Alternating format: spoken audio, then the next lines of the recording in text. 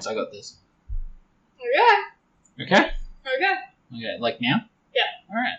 Ladies and future boys, welcome to the School for Wayward Nerds, the only podcast that didn't prepare properly and now has to do like 3 or 4 takes of this bit. It's called Winging It. Oh, yeah. My name is Toby DePaul. I'm joined by Producer Kyah. Hi. For a little while. I'm the pop-up appearance. Yeah. Now, this is a character you know, of course. I do. Yeah. The comic store owner who lives in our town. We have had Sean on before. Yeah. In 34 Sydney Street Park. Yeah. This was the old store. He was, as I was like a butt-in person, he was like my Jedi Master to my Obi-Wan in the first movie. You're a Padawan. Yeah, there it is. I got it. I figured it out. And he knew I had certain tastes for B-grade grindhouse, you know, the fan service that those genres usually entail.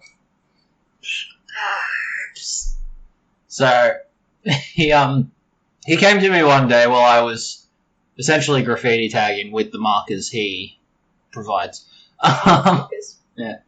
So he comes over and goes, "You like all those things?" And I say, "I like all those things." And he hands me, I'm pretty sure it was issue 15 of Zombie Tramp. And he was right. I did like these things. I went back and listened to all the other ones. I did all the things. It was pretty much from there on. That first time. Yeah. And that's part of the reason why we haven't spoke about it on this podcast. Because it's one of those top tier, Holy Grails. yeah, it's one of those ones where we are just not good enough to really give it the recognition it deserves. So, miraculously this week we did something a little special for Janie Bell, the Zombie Tramp.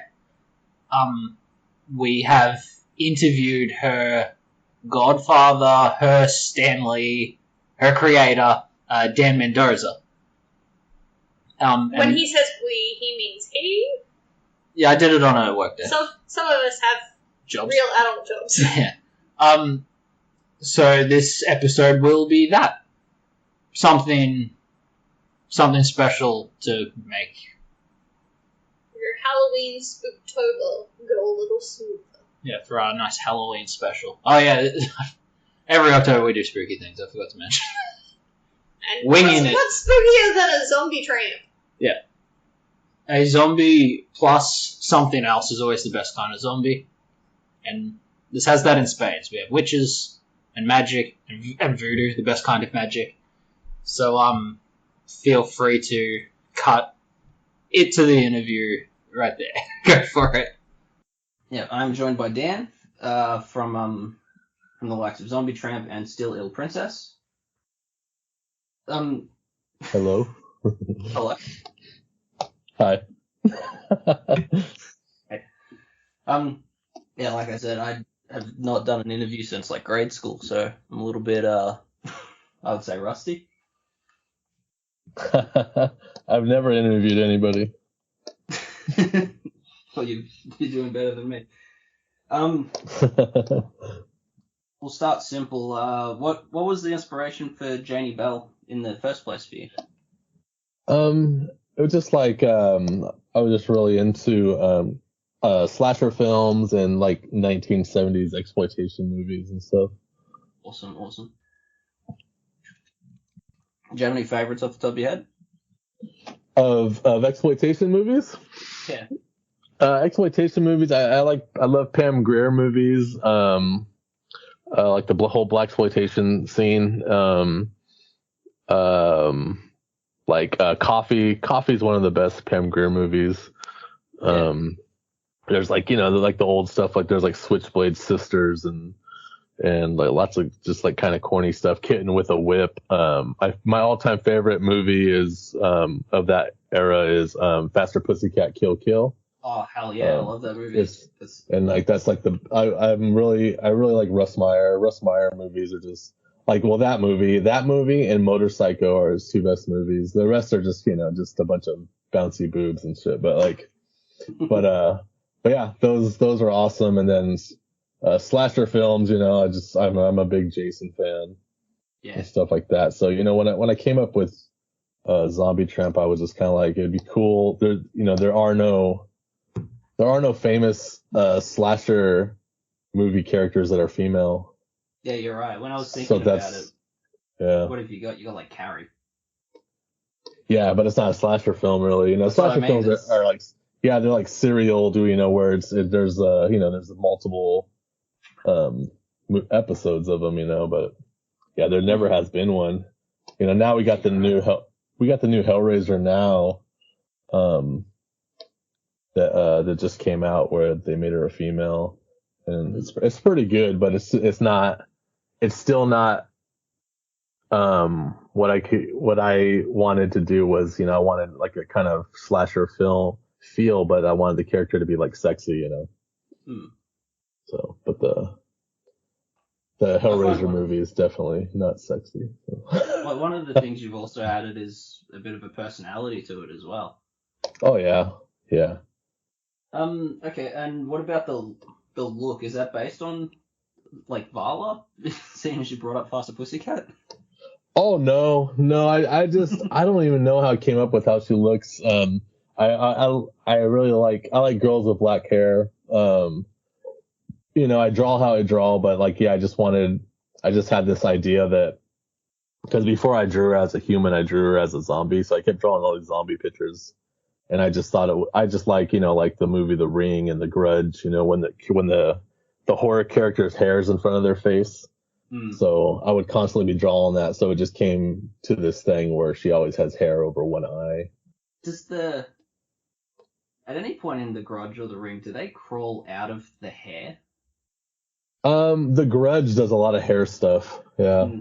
Because once Jenny starts like using the hair like a portal, that's one of my favorites. It's so cool. Oh yeah, that's her thing, man. Is the hair, man? Like going in and out of her hair, like portals, and hiding in the shadows with her hair, and grabbing people with her hair. I don't know. I got all that from like The Grudge and stuff. I think this is really cool. It's a creepy thing to do. Yeah, it rocks. I like it. Yeah. As for Zombie Tramp, like the book, one thing I always wonder is like how much do you plan ahead when you're writing that? I don't. You don't I don't plan. I don't plan at all. I'm thinking about storyline all the time in my head, and it's every story is kind of built in my head for like months before I sit down and write it. But once I sit down and write it, it doesn't always turn out exactly how I thought it would. So as I start writing it, it kind of takes a life of its own. So I just kind of go with it. Yeah, I always wonder about what things are purposely callbacks or what is just something like you've picked out from previous stuff. It's like, oh yeah, I can bring that back around. Yeah, I like the script that I just wrote right now for the next Zombie Tramp Kickstarter I'm doing.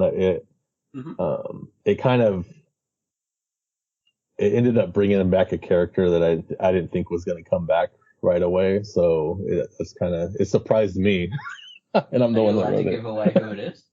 No, I'm not gonna. Because in pretty much the last 3 or 4 days, I frantically read like the entire Janie Bell arc, start to finish, Oh, nice. just to prepare.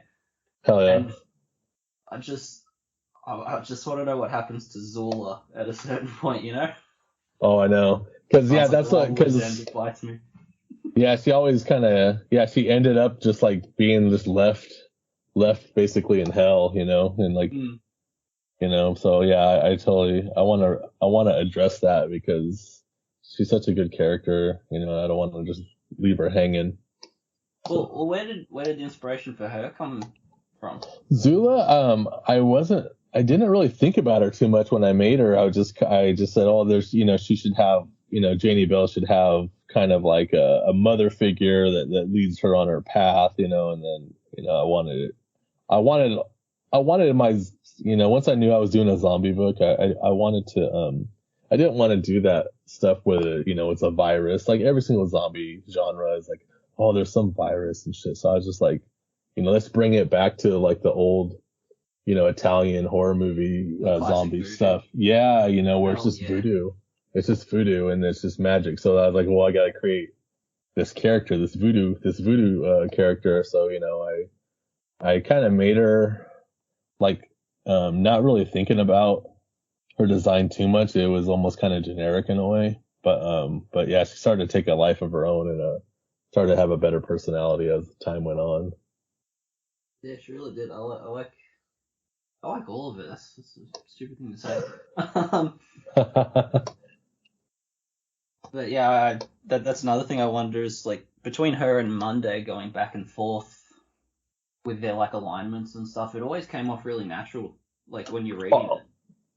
Oh yeah, you mean Morning? Oh god damn it! Yes, Morning. Sorry. Yeah, I like Morning a lot, man. Yeah, me too. Like when I made her for volume 2, I was just like, man, this character is just really, really cool. Because I kind of got the idea from the horror movie Orphan. Yeah. It was a little bit of that, and then that movie Let the Right One In that they remade into an English version. It was called Let Me In, and it was about this vampire kid. But there was a line in Let Me In where this kid asks how old she is, and she says, she's like, oh, I'm 12, and then she goes, but I've been 12 for a really long time.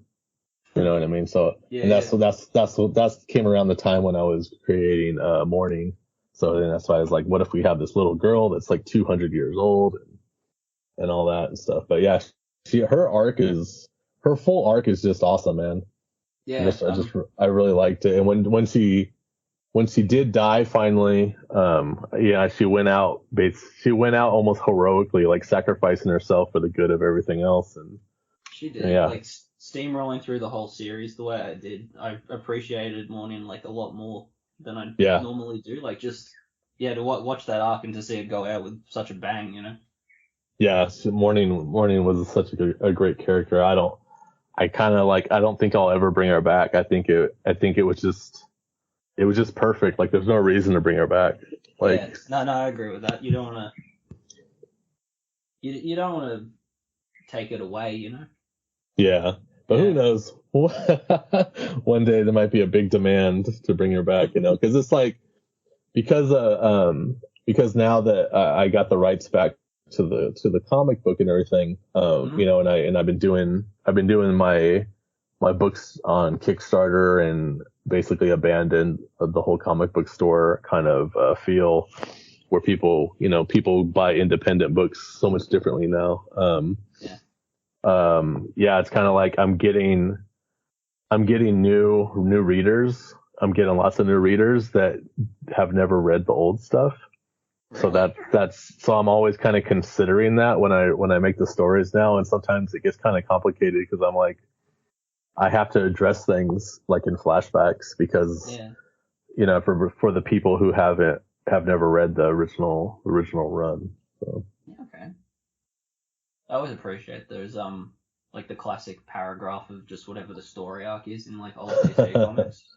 Yeah. So I that happens a lot in this issue that I'm going to be doing. I'm going to do the next issue in November, like November 18th. I want to launch it on Kickstarter. Yeah, great. I was going to ask what your plans are now that Cannibal Kitty 4 is all finished up on the Kickstarter. Yeah, as soon as that's done, because I want to do 4 Zombie Tramp books a year. Yeah, okay. I can live with that. So it's quarterly, so it's basically she's coming out quarterly. Nice. So this one is 58, and then that's finished. That's the last one for the year. But now that Sugar Pop's done, I have an open slot to do another Zombie Tramp book. So, so next year will be around January. We'll do Sad Girls 6, and then we'll do a Zombie Tramp, and then we'll do a Cannibal Kitty, then we'll do a Zombie Tramp. You know what I mean? So they kind of leapfrog like that. Yeah. Okay. But the end of the year book next year is Zombie Tramp versus Lady Death, which is I'm in the process of moving like the spare room of my house into the library. I've sort of ran out of bookshelf room in one room, so I've migrated. And I had the little flyer in between a bunch of old books of the Lady Death crossover. Oh. I should ask about that. Yeah, it's a long time ago, probably like 6 or 7 years ago, me and Brian Polito, created Lady Death, we kind of started this kind of kinship, where we started talking to each other more and more because I'd done a cover for him and he started to get to know me, and started to see like, what kind of books I make in my fan base and all that stuff. And I was like, hey, I would really like to do a crossover book. And he was like, yeah, that sounds great, but then, it became a little complicated because of the publisher that I was with at the time. Yeah. So as soon as I got the rights back to Zombie Tramp, Polito called me on the phone and he's like, you still want to do that crossover? And I was like, yeah. So yeah, that's what's going to go down next year. Oh yeah. Oh, I don't want to show my hand too much, but that is the first Lady Death issue I've ever read, is the dual variant cover. Oh. Well, thank you. Yeah. Well, you brought up the old publisher, and after we mentioned Morning, my next question was going to be what it was like making the jump, because those first two volumes are like sort of self-published at first, were they not? Yeah, the first volume and a half were self-published. And then for the second volume, I wasn't done. I think I had done 2 issues of the 4 when we signed with that publisher. But the contract at that time was just a creator contract where I still had to fund everything. I still paid everything out of pocket to get the book done. And they were just the ones that put it on in the store shelves for me. Yeah, okay. So after that, they're like, man, this guy has volume 1 and volume 2 that sells really well, so then they changed the contract to a new contract where we would do a monthly series and they would pay for all the funding for the artist and the writing and the coloring and all that's in the printing and all that stuff, so yeah, that was a completely different contract. So it's like, so I did for my 13-year anniversary of creating Zombie Tramp, I re-released volume 1.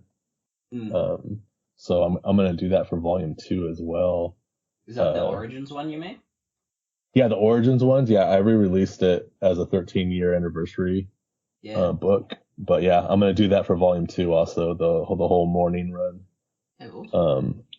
But that's about it. Like, I can't, because of the other contract that was made, like I can't do anything with the other volumes that came out. Yeah. But yeah, I'm definitely, for the next Kickstarter, I'm going to offer volume 2 as a 13-year anniversary, which is fun because I have to go through all my old sketchbooks and find sketches of Morning and thumbnails and script writing and all kinds of stuff, and I put it as extras in the back of the book. Yeah, awesome. That must be fun to go through notepads that aren't like full of like terrible notes for podcasts. Yeah, you actually see some cool drawings in there. Oh yeah, so I go through it, and then but when I go through it, I'm just like, oh, these drawings are awful. But because you're constantly drawing, you're just constantly getting better. So you see your old stuff, and you're like, oh, yeah. Well, what was it like switching to doing the monthlies and having to work with other writers and artists? Was there much pushback or control problems, or? Yeah, it was hard at first because I was a control freak when this all started. I was just like, I would send stuff back because her eyes weren't big enough. You know what I mean? Things like that. Then after a while, it was just I started to calm down a lot, because I started to accept that, people have different styles, and all this other stuff. And I started to get a little bit more laid back about it. But there was a lot of stuff where I wasn't, just working with a publisher, and then there's an editor, and there's all these people. It turns into like there's too many cooks in the kitchen kind of feel. where you just kind of miss the days when it was just you by yourself, just making books for fun, and no one can tell you that you can't do something, you know. So it turns into a job at that point, I suppose. yeah, you know, but it's fun, you know. It was fun doing that monthly series, but yeah, it was always a grind, you know, trying to get everything done every month. We would barely make the deadlines every month. You know? Well, the way I wrote that question down was whose decision was it to give Janie Bell a Cramps t-shirt? Oh, that wasn't mine at all. For that issue, and that's an important issue too, because that's when Janie loses her Necronomicon book for a little bit, and then that's when it gets put up on the internet, and then that's when we started seeing these digital witches. You know, we don't see it right away, and that's what it really impressed me. Is like, really, like, the only other stuff I really read is like I'm mostly a DC Comics guy. Okay. And if they do a setup like that, that's the next issue. Yeah. But you like let it sit and simmer, like it didn't feel like a oh, you got to read the next book to see what this is. It feels so natural, like the pacing on it's really good. Yeah, it was just like we went back to it like like issues later, you know what I mean? We're just kind of like, you know, this is what could happen, but I got other ideas I want to do still. So I just let it sit there, you know, and then when it was time, I went back to it to show that, you know, those pages that were uploaded to the internet got turned into a witch app where people could cast spells with their phones, you know. Yeah. But yeah, I let it sit there for a while, definitely. Yeah, it makes for a bigger payoff, I think. Thanks. I don't want to just like run through the books and be like, these are some cool things you've done. No, that's cool, because I don't. Sometimes, like, I started going through a lot of the old books, just to see if there's any like plot holes that I didn't finish off yet, you know. Yeah, but it's funny reading some of these books, because I read the dialogue and stuff, and I'm like, man, I don't remember writing any of this. You know, it's crazy. Well, speaking of dialogue, where did the catchphrase "Motherbitch" come from? It's funny. I used to work for the electric company in California. Yeah. So we worked underground, like putting transformers and running cable underground for people's electricity. It was like this dangerous ass job that I did every day. So I would do that and then come home and work on comic books, you know. So I would never sleep, basically. I'm just constantly working. But it's one of the guys at work, like, he told some story about when he was a bartender, and like it was like in this kind of like ghetto area or whatever, and how a lot of people would say cuss words weird and say them all just, you know, just like cuss words that shouldn't go together, that just sound like weird and stuff. And he would joke about it all the time. But one of the things was Motherbitch, and I thought that shit was funny. That rules. Yeah. Yeah, I was always curious if there's a like coming from like a natural place, or if that's like a censorship thing. Oh, yeah, no, it was just totally like this guy at work that would always say Motherbitch, and I was like, that shit's funny, man. I'm gonna do that. That is good. Yeah.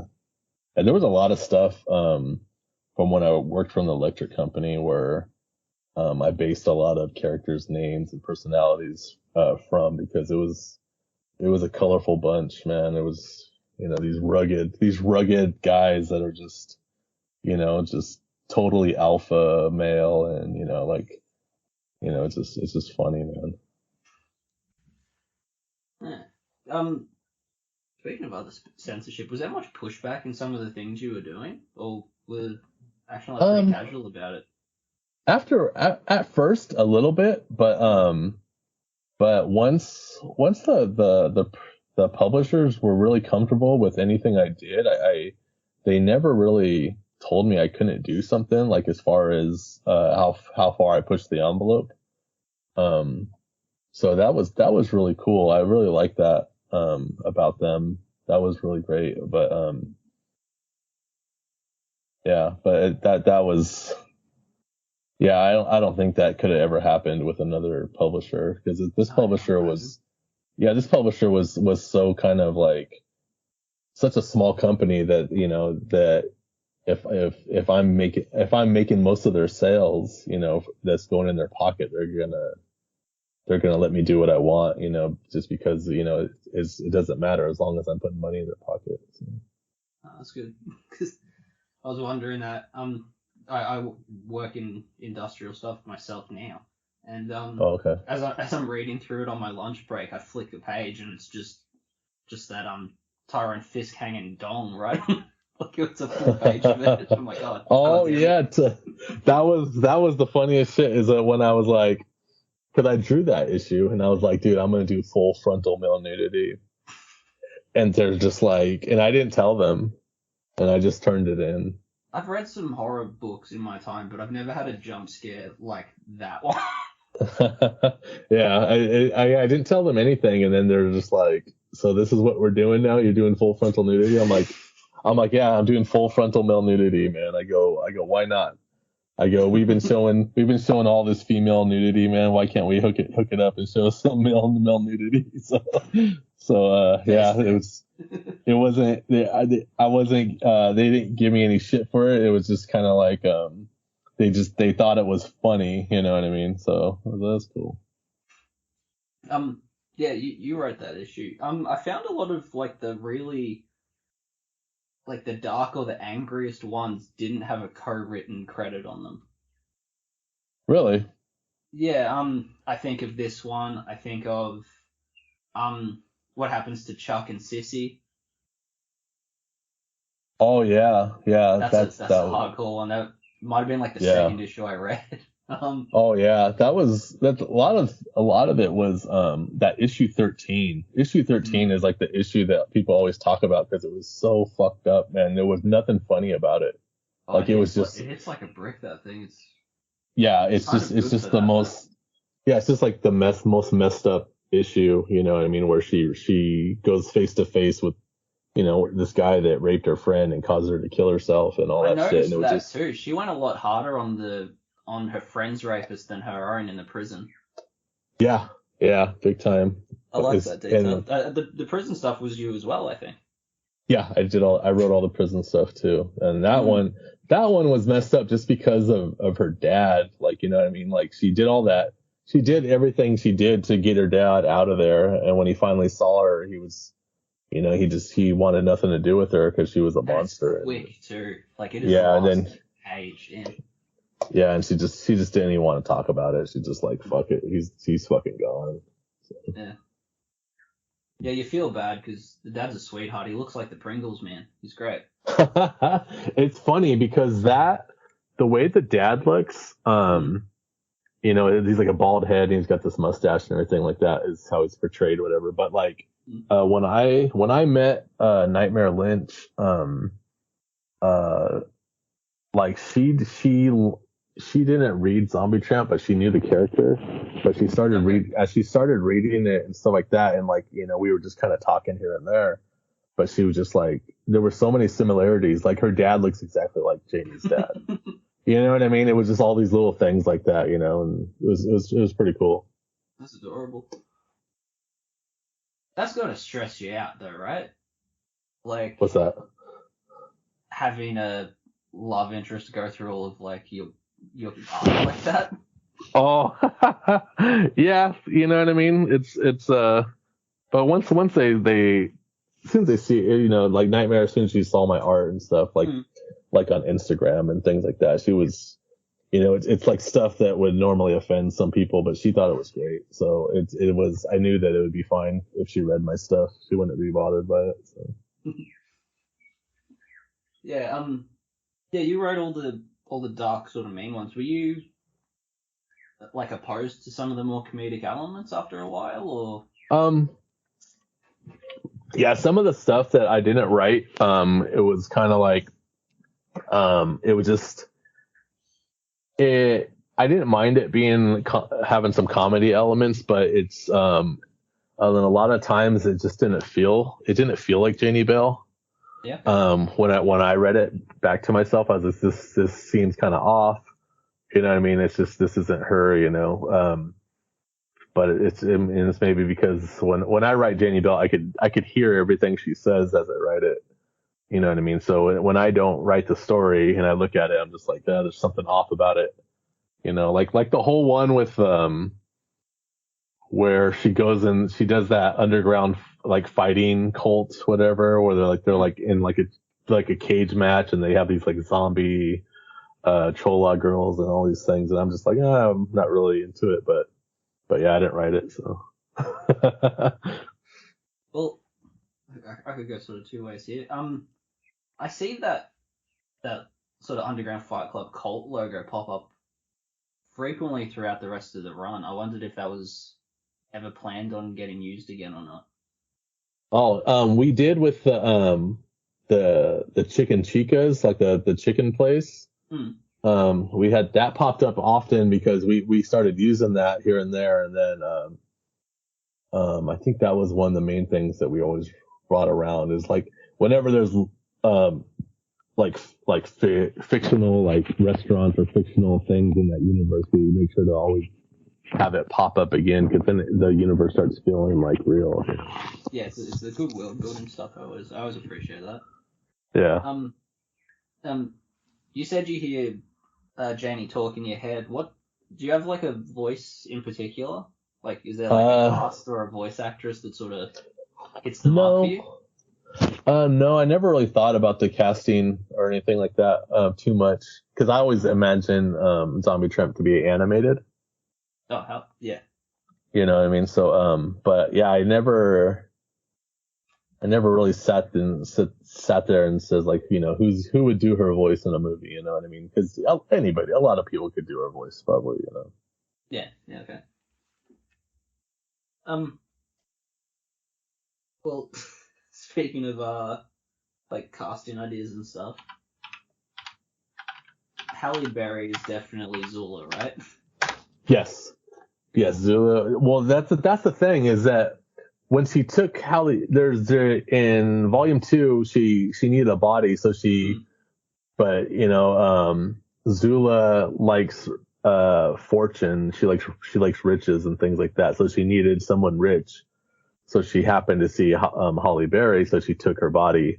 But when I was making Zula, I was thinking about like Vivica A. Fox kind of body types, you know what I mean, things like that. But I never. The girlfriend from Batman and Robin, I remember. You know what I mean, like so just kind of like that. But I didn't, because I don't like Halle Berry at all.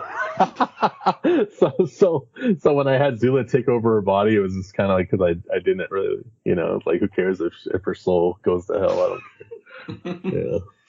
That's great. I thought you were going for like a Jennifer Tilly / Tiffany angle, like the Chucky movies did. Oh yeah. But no, I like that answer better. That's good. Yeah. One of the things about a lot of the issues when there's always characters that are spoofs of real life people. Mm-hmm. And it's usually because of what's going on in the news or whatever. Like that scene when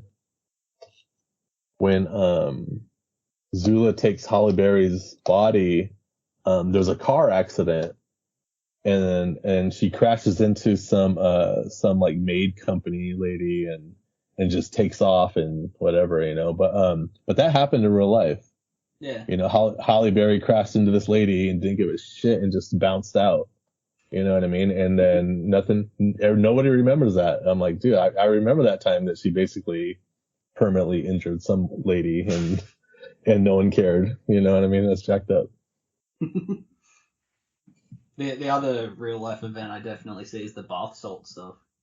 Yeah, the bath salt thing, that was a thing. Like when there was that guy went crazy in Florida and bit some homeless man's face off and all that stuff. So I did that. I did the same thing kind of, but it took place in Detroit. And then Florida, she wasn't there yet. Yeah, she wasn't there yet. And then in the very first volume, the sheriff Rudolph was modeled after, at the time he was mayor of New York, which was Rudolph Giuliani. and because I was like, this guy looks like a scumbag, so I made this scumbag character named Sheriff Rudolph, which was Rudolph Giuliani. Yeah. It's funny. You based it off real life events with bath salts, and then you kind of predicted hot girl bathwater as well, which is impressive. Yeah. But yeah, I always, when I base things kind of off of what's going on in pop culture and things like that, it kind of, when you read it, it kind of feels a little bit more real. Yeah. Yeah, it fleshes the place out a bit. Yeah. Did you have a favorite villain that you used, or adversary, or what have you?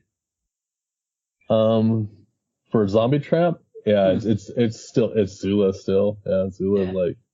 because Zula was like, she was like her mother figure, but then she became her enemy, and it was just, and it was just kind of cool because it was kind of like they had mutual respect for each other.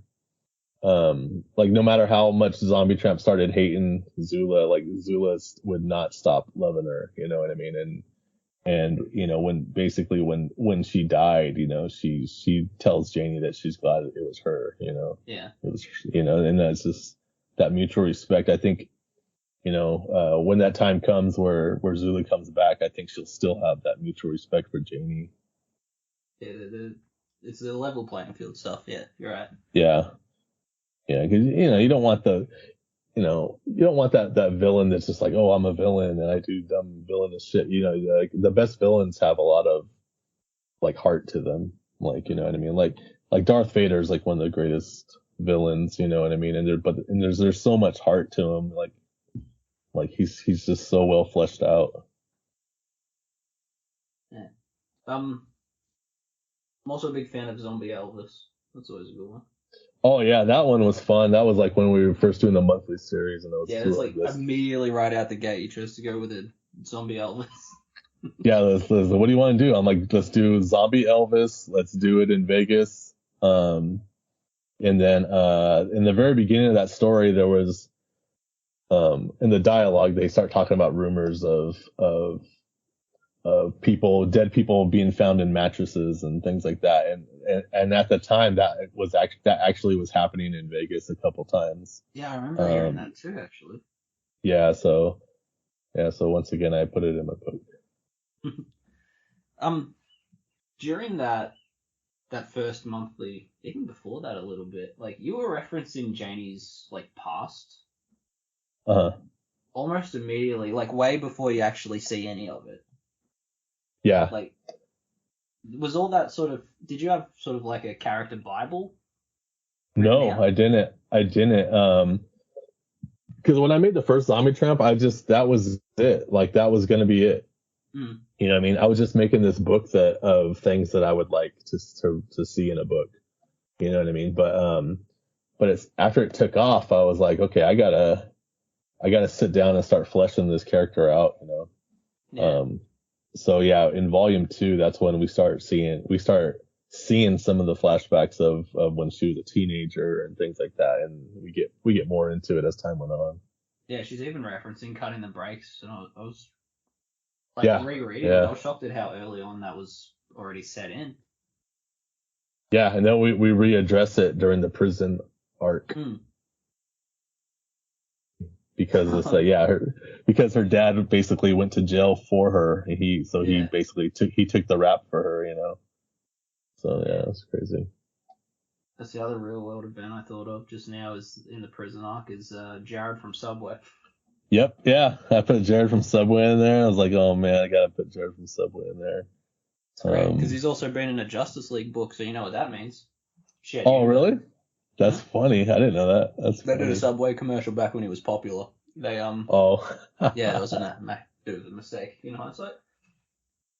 Yeah, that's funny. It's funny when I see him like he'll pop up like in an Adam Sandler movie or something. I'm just like this guy, man. Yeah. The other sort of main character I wanted to ask about is the Kaiju Queen. Oh yeah, Kaiju Queen.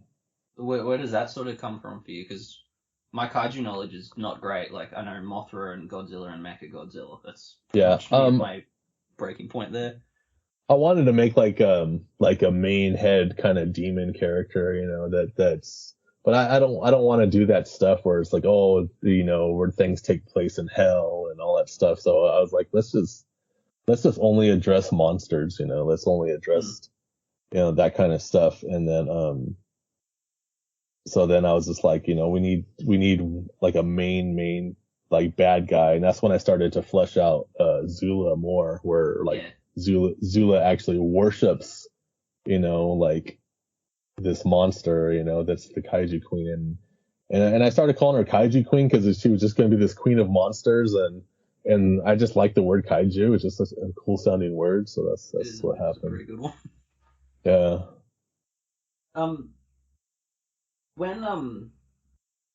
When Zula's sort of allegiance to the Queen's out in the open, they have that fight on the beach.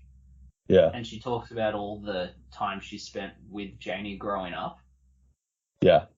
There's a single panel of her fucking Janie's dad. Yeah. I just want to check with the creator, the man himself. Is she actually the mum, or is this like a later on thing? I have never addressed that, but I could tell you that no, that she's not related to Janie's DNA at all or anything. But it was never addressed. But I'll probably address it later on. We've never addressed who Janie's mom was, but her name is Tabitha. Tabitha, yeah. Yeah, her name was. Yeah, so it's Tabitha Bell is Janie's mom, and so yeah, I'll get to it one day, but it just has to. A lot of times I don't get to things because it hasn't synced into my brain yet. Like it'll start coming to me by itself, So if it doesn't come to me right away, then I don't do a story on it. I just, it eventually shows up in my brain. Towards like the end with the Kaiju Queen and all the what have yous, what was it like having like your own little like Avengers universe going on? It was a pain in the ass. Dollface is yours? Yeah, Dollface. Yeah, Dollface. I made for the publisher.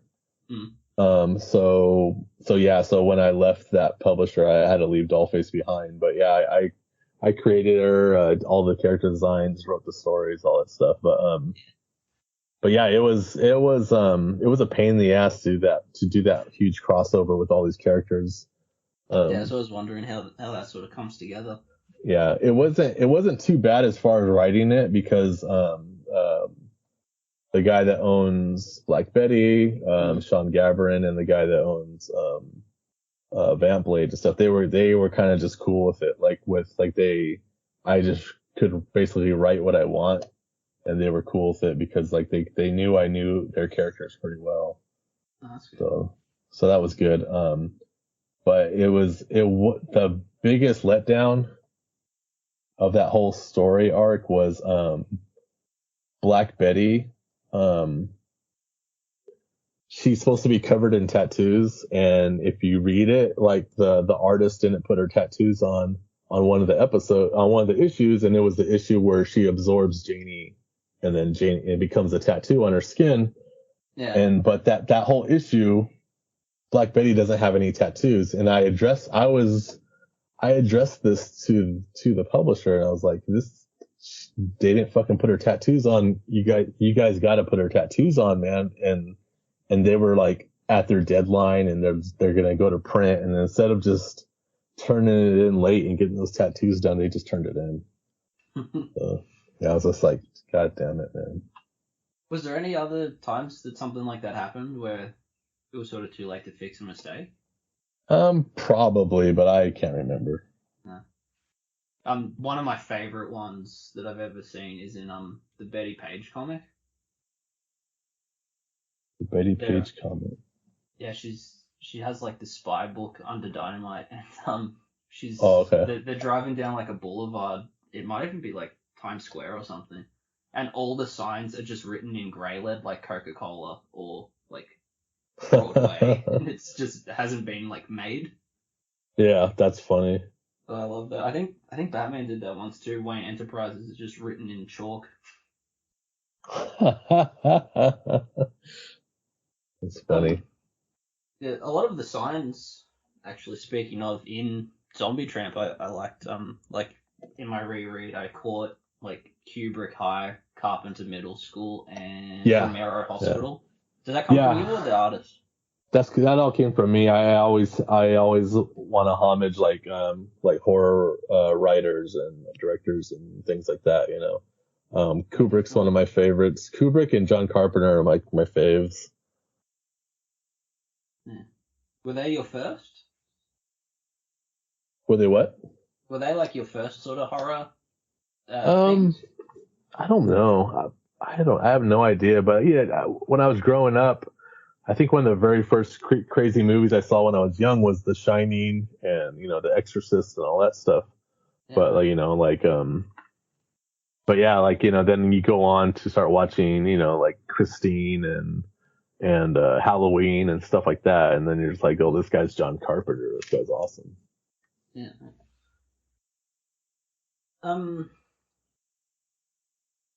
What was it like, sort of killing off Janie?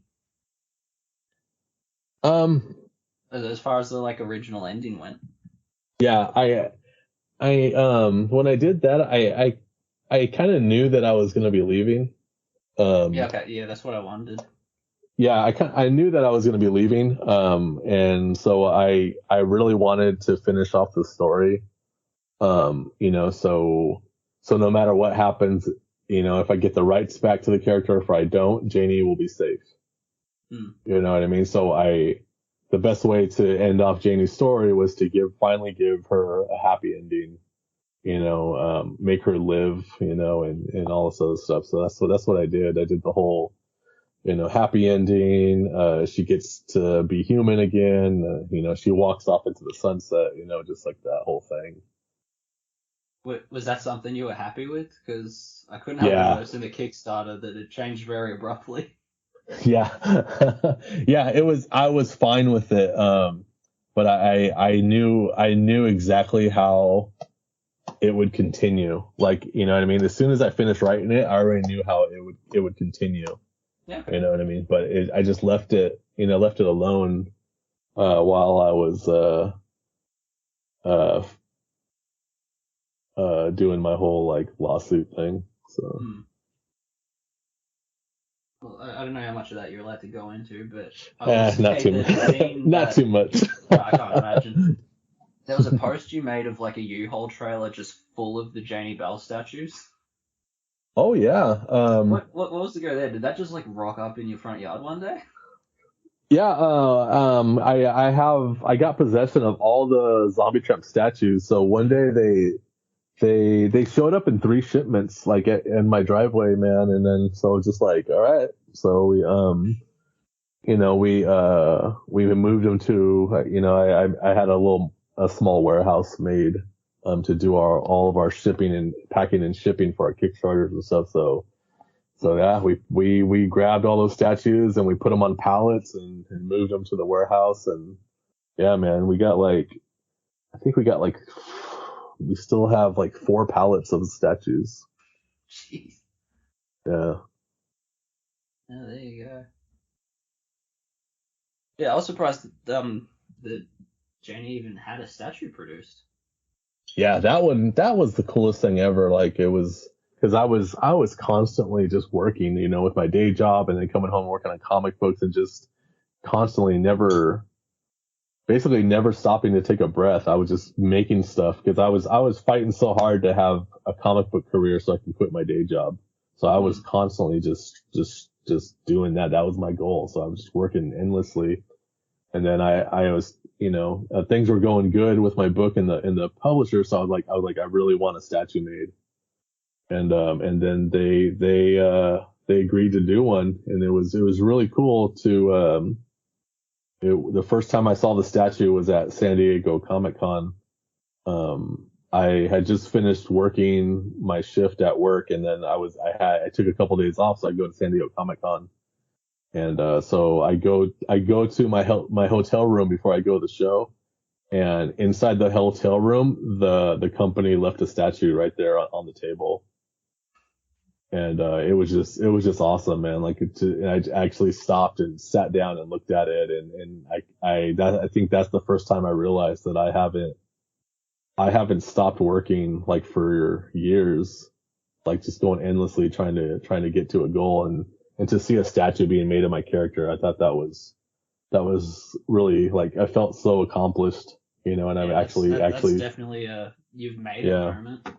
Yeah, I actually sat down and took a breath, man. It was crazy. Yeah, but now I live in the middle of nowhere, Queensland, so I'm pretty isolated. And, okay. I'd been up in the States, and I was in Anaheim and just in a comic store, and I'm walking along, and like I double take like a cartoon character, and I bought that statue. I didn't know Zombie Tramp had one either. Oh, I was like, holy shit, that's cool. Yeah. What store? Do you remember what store it was? I couldn't tell you the name. It was somewhere near the Disney theme park. Yeah, because I used to live around there. Yeah, okay. Yeah, but yeah. So my new goal right now is for the Zombie Tramp action figure. So I think I'll be getting that in the works next year. Hell yeah. Yeah, so that's gonna be fun. Well, what are the accessories, like, off the top of your head? What does it need? I don't know, but definitely like maybe 3 different face expressions. I want the top to come off, things like that. She has to come with her Necronomicon book and, little things like that, I think it'd be cool. Well, what's your favorite Necronomicon in pop culture? Evil Dead, of course, man. Sam Raimi is one of my faves, man. Like the way I like how, I like his movies, like how he does his camera shots. His camera shots are really awesome. I like how he does these really quick camera shots where if something's gonna blow up and right before it blows up, they show like a less than 2 second shot of the person's face, and then it goes and does the blow up, and things like that. So he does these really kind of comedic, quick little shots on things, and I always think about that when I draw my panels. Yeah. Yeah. The Evil Dead ones are usually the correct answer. I normally go with yours because it doesn't backfire as bad as the Evil Dead one does. Oh, that's funny. Yeah, there's a huge story in this issue that I just wrote. There's a huge, almost the whole issue addresses the Necronomicon and basically things about it. So I'm gonna get more depth to how the whole book works and stuff like that, and we're probably gonna change the name of it where it's not actually called the Necronomicon. Like we'll give it another name. Okay. One thing I really like about it is the language on it. Oh yeah. I was a big sucker for like trying to translate Alien when I was watching Futurama as a kid. Oh, nice. So I usually will like stop and try to figure out what spells are being said. That's funny. I'm a sucker for that. It gets me every time. Yeah. Did you get the decoder card? I do, but at the minute I don't know where it is, so I have to do it manually again. Yeah. That's one of the things is that language is something that I wrote when I was a kid. Oh yeah, really? Yeah, it's an alphabet I made when I was a kid. So I always used it here and there, and then when Zombie Tramp, when her books needed spells to be cast, I was like, I'm gonna use that old alphabet that I made when I was a kid, So that's awesome. Yeah, and it got me good too in that in issue 2 of the Kickstarter stuff. At one point, she doesn't remember a spell. Yeah. She's like, if you had the decoder card, you could see as she says it wrong. Like it's misspelled. I sat there and looked at it for like an hour trying to work out what I was doing wrong. Yeah, it's so yeah, she spells it wrong when she says it, so it's just Yeah, because even I fell for that one. I was trying to work out what it said. Yeah, she's rusty. Yeah, awesome. Well, you've sort of touched on it, but what's the future hold? Not just for Janie, but for all of the Still Ill stuff.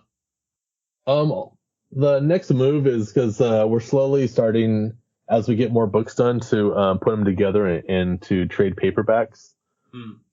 So the next step is to actually take those trade paperbacks and actually try to start getting them into stores. Yeah, okay. Yeah, so what is it called? Tales of Ill. Oh, the Tales of Ill book, yeah. Yeah, so we're gonna start working on Tales of Ill Volume 2 also. Yeah, cool. Yeah, so we'll have all the trades because my idea was to never put single issues in a comic book store. That's just for Kickstarter, and then we'll every time we get a nice story arc, we'll make it into a trade, and then we'll get that where stores can order it through their catalog and stuff like that. So. Yeah, okay, cool. Nice. Well, I'm pretty much through all my notes, I think. I think we did everything. Nice. Yeah, I wasn't sure what to do, so I kind of wrote a bunch of stuff down. Yeah. But no, this has been really cool, actually. Yeah, man. Thanks for I think your friend hit me up or something, and I was like, she was like, "Can I get a couple of quotes of how you created Janie Bell and stuff?" And I was like, "Oh, I could just do the show." Yeah, that was when it hit me like a ton of bricks. I was like, "Oh, okay, I gotta figure out how to do this." That was funny. But no, it's been good. Thanks for this. Yeah, thank you. Yeah. I don't know how to close this. So, yeah, it's awesome. It's awesome listening to someone who reads the books. There's always that thing where we don't even know if people read the books. We just like, are they just, we're always like, are they just they just buy the covers to collect the covers, you know what I mean? So it's always fun listening to someone actually ask me about the stories. Yeah. Well, now that we're towards the end, I can embarrass myself a little bit. I'm a massive fan. I have some original cover art. I have a commission. I had you do Frankenhooker for me once. Oh shit! I don't even remember ever drawing that. It was a few years ago now, but I've still got it. Wow, that's cool. Yeah, I'm a massive fan. So this has been great. That's awesome, man. That's cool, man. Yeah. I didn't want to sound like too much of a kiss ass or anything, but there you go. Yeah, that's cool, man. All right, man. Well, too easy. Thanks for that. Yeah. And I'll no doubt be hearing from you when that next Kickstarter starts up, I suppose. Yeah, I'm gonna start promoting because the Zombie Tramp 57 books are all printed, so I picked up almost all the books today, and then I didn't have enough room in my SUV, so I got to go and get the rest tomorrow. So yeah, but yeah, I'm gonna do an update showing that we have all the books, and we're gonna start packing them and sending them out, and then right after that, I'm gonna start promoting Zombie Tramp 58. So. Cool. So all the Kickstarter stuff's going pretty well then, eh? Oh yeah, it's going really good. So our tech guy who he just likes to do stats and stuff, and he was like, "Hey, did you know that out of the 238,000 comic books that were made on Kickstarter, one of your books was number 18 as the highest grossing book?" And I was like, "Oh shit, that's cool." That's pretty cool. Oh, that's good. Yeah. I'm glad the fan base is growing. Yeah, I want the fan base to grow. I want people to realize that not every comic book is at their local shop. Like, there's other places to get books, and to not be afraid, Yeah. All right. Well, okay. I suppose I'll wrap this up, eh? Thanks for coming on. Yeah, thank you for having me. And there you have it. I'm back with Producer Kyah again. Yay! Double appearance! You're in again. Yeah, just to wrap up, another huge thanks to Dan Mendoza for coming on and taking the time to talk to weird losers from Australia. And please support him. I'm sure there'll be another Kickstarter starting very soon. There's always one coming. And, yeah, I'm not going to ask to rate, review, and subscribe to this. It's more important that you follow him on Instagram, I guess. It's like how you rate, review, and subscribe to just Dan Mendoza Human Bit. Just follow the socials, do all that stuff. If you came from there though, hi. And bye. So thank you for listening. I've been your host Toby DePola. I was just editing. Well, I appreciate that. So thank you. And maybe we will see you in the next one. Class dismissed.